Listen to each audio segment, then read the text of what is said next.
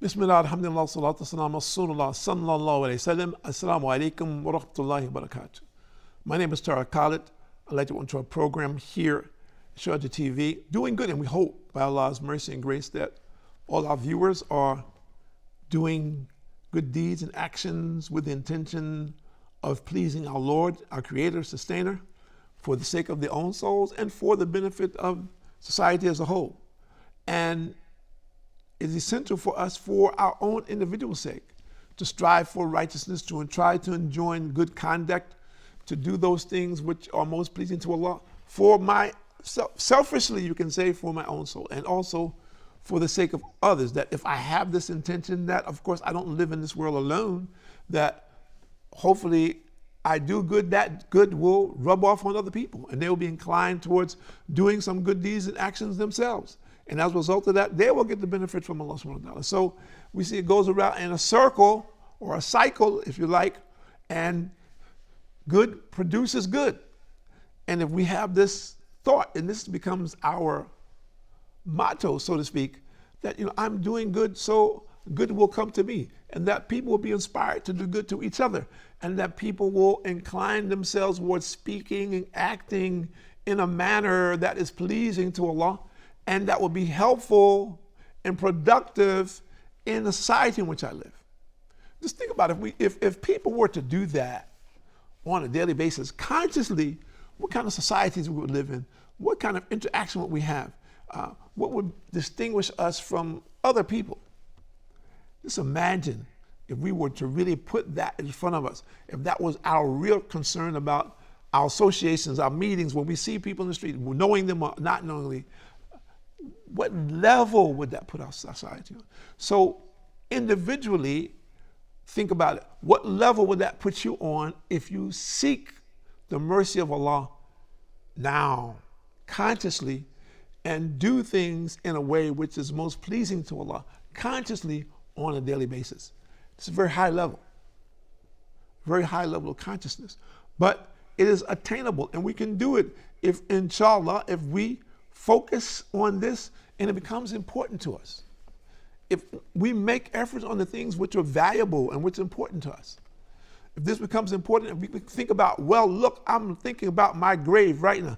Brother says, oh, brother, don't be so morbid. Come on, I'm having a good time. I like your program, but you talk about dying too much. You talk about the grave too much. What's wrong with you, brother? You're not happy? My life is fantastic. I thank Allah. Allah is kind. Allah is truly kind. And I thank Him every day for His kindness. And I thank you, all of you out there, for being there. And whether I see you or don't see you, it's okay. It's okay.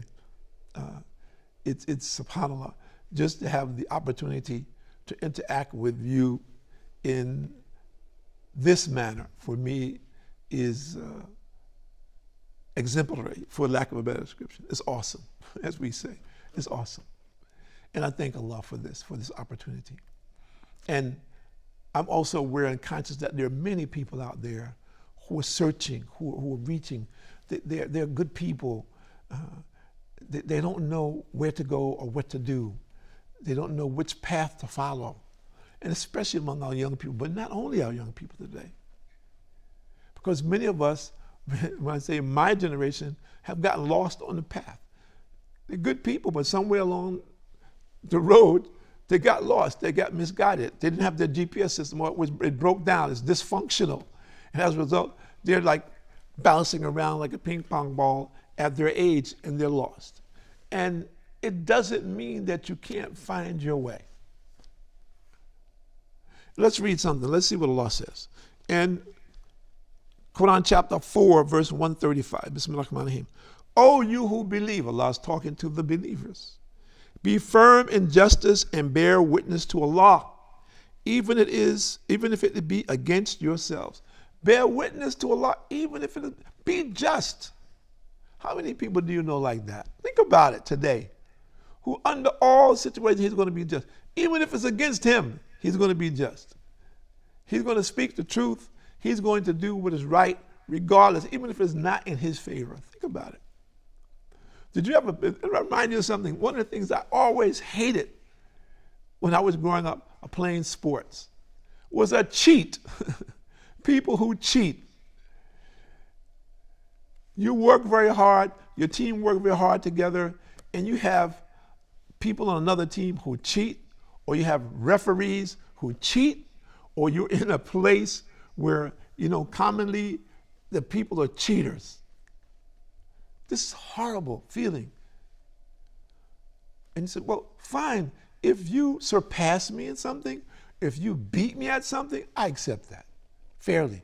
But you cheat to beat me. So this justice, we should think about this. And many people, they will do anything to win. They don't care, just to say that I won. They would do anything. So that person who is just, even if it is not in his favor, is an exceptional person. Allah, even if he is against yourselves or your parents or your relatives. And that's another thing. How many people cheat in favor of their parents or their relatives or their families? How many people do that? Or against a rich or poor man, for Allah is nearer to both of them than you are. We know it's common for the educated to take advantage of the uneducated, the strong to take advantage of the weak, the rich to take advantage of the poor. But the person is on another level when he realizes that Allah knows you will not escape this, so I will give this person their due. I will not take advantage of them. It is not my right to take their right, but I will do what I am supposed to do in relationship to them in obeying the commandments of Allah. This is a huge system of checks and balances if we look at it. But we ask ourselves, who does it? Especially if there is, for example, someone comes to you and makes a complaint against someone in your family. Who are you going to favor? You're going to say, well, I don't really think he did that, but you know that this guy is corrupt. He's done something corrupt, but you will favor him even though this corruption has spread to some other people. So when we're talking about a very high level of justice, a very high level of doing good, but these are the things which change our societies, which distinguish our societies from other societies, where we call the people to truth and righteousness regardless of who they are. Our husbands or wives or children or mothers or fathers or aunts or uncles or cousins or wealthy people or very influential people, that we say we're not distinguishing. This is the law, this is justice. Everyone must have obeyed the law. If there's no law, there's no order.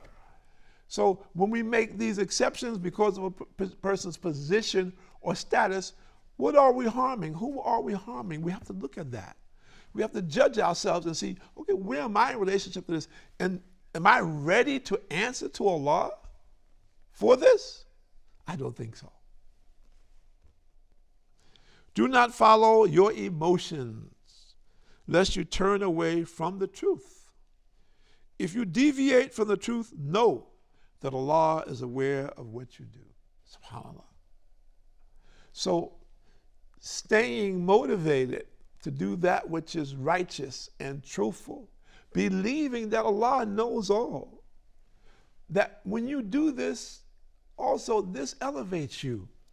And it elevates you in the eyes of other people, and Allah will elevate you. But if you cheat and you lie and you steal, Allah will degrade you. And unfortunate thing is you may be degraded in front of the people, which we have seen in modern society on many occasions. And it's interesting to see some people, they don't even see this. They don't realize that they have been degraded publicly for their actions. They don't even realize it. They're so far away from this reality that they don't even accept that. It hasn't even penetrated, subhanAllah, hasn't penetrated their mentality, unfortunately. And we find this common today. Common. That people it doesn't penetrate. well, this is just my life, and I go along doing things the way that I would like to do it, and I'm an adult, so nobody can tell me what to do. And we find this kind of attitude in many places today. So we have a choice. We have a clear choice of what is the type of person that I think will be just and will be of the most benefit to the society in which I live and will be most beneficial to me as an individual. Whether I'm talking about myself or I'm talking about someone else, what characteristics would I want to see in that person or that I would want to develop myself for the sake of my own salvation? So if we begin to look at myself and see what is my present condition, what is my status, where do I stand with my Lord today, not tomorrow, because tomorrow is not promised, not necessarily coming, but today we're here, and I worry about what will be my situation when I come before my Lord. If it is today, if it is right now, a minute from now, what will I answer? What will be my set of circumstances, my situation? So we need to reflect on this. We need to try to get an understanding of where am I? Tomorrow, we don't know. Tomorrow is an unknown. We don't know when tomorrow is coming. But today we are here. We're seeing our life today. Tomorrow, we don't know. But we can assess our life today and make efforts on our life today and make intention for tomorrow. That whatever I'm doing today, which is good, tomorrow my intention is to do better. And then think about what did I do today? And what can I do tomorrow that is better? And how will I continue to build in this way to please Allah and believe in the bounties of Allah? The Allah will give me salvation. Allah will give me eternal life. That this world is temporary. Resolve myself to obeying in the commandments of Allah subhanahu wa ta'ala. And satisfied in that, and in doing that, in these actions in the way that was shown to us by the Prophet Muhammad sallallahu alaihi wasallam. So in this is our guideline of how we should act, how we should interact with each other, how we should treat people, how we should expect others to, we should respect others and expect others to respect us. And we should perform in this manner. For the people who say that, well, I'm confused, I don't know what the criteria for respect is, I don't know what steps I should take, what is it that I should do to gain the respect of others. So it is essential for us to bring forth this message for the pleasure of Allah subhanahu wa ta'ala, for the sake and salvation of the believers, that whatever their situation or status may be presently, that they can change that and focus on their hereafter and believe that their salvation is with Allah and be ready for that to the best of their ability with whatever they have in this world, striving to do righteous deeds and actions, making effort to control and discipline ourselves and our negativity and the evil or bad deeds that we've done, to repent for those things and to move forward, to bombard them with good deeds consciously, believing that I need to dissipate these bad deeds. I need Allah's forgiveness. I need Allah's mercy. So I'm going to work very hard for Allah's mercy, believing in that Allah will grant it to me and that it will be a means of my salvation. So if we think about these things, concentrate and focus on it. Work hard on it. Believe in it. Allah will grant us His paradise, inshallah. On chapter 41, verses 34 and 35. Bismillah ar-Rahman ar-Rahim. Good and evil deeds are not alike. Respond to an evil deed with one that is better in Allah's sight. And you will find that your enemy will become us as though he were your good friend. But no one will be granted such goodness except those who exercise patience and self-restraint. for they are blessed with the greatest good fortune. So we're working towards this, aren't we? Patience and restraint. And Allah says, chapter 29, verse 2 and 3, Bismillahirrahmanirrahim. Do you think that you will be left alone and will not be tested just because they say, we believe? We tested those before you. Allah knows those who are sincere and those who pretend. Chapter 47, verse number 31, Bismillahirrahmanirrahim. We will test you till we determine which of you strive their utmost for our cause with patience and perseverance. We will test your true character. So we see Allah is saying, I will test you, I will test you, I will test you. This world is a test. It is a trial for us. So don't get so involved in the world. It is just a passing fancy, for lack of a better description. We're in transit, even though we don't realize it. We're in transit. This world is a temporary place for us. Our real home is in Jannah, the paradise. We have to believe that. So this world is for working to please Allah. So we should try every single day to do as much as we can to please Allah. And chapter number 3, verse number 186, Bismillahirrahmanirrahim. You will certainly be tested through your possessions and your lives, and you will hear much wrong from those who were given the scriptures. Those who were given the scriptures before you, and from those who worship many gods. But if you persevere and ward off evil, it will be a determining factor. So Allah is telling us, be steadfast. You're going to face adversity from all kinds of people. Be steadfast. Obey the commandments of Allah. Steadfast. Chapter number 2, verse 153. Bismillahirrahmanirrahim. Seek Allah's help with patience and prayer, for Allah is with the faithful. Seek Allah's help with patience and prayer, and Allah is with the faithful. So work on that. Patience, prayer, faithfulness.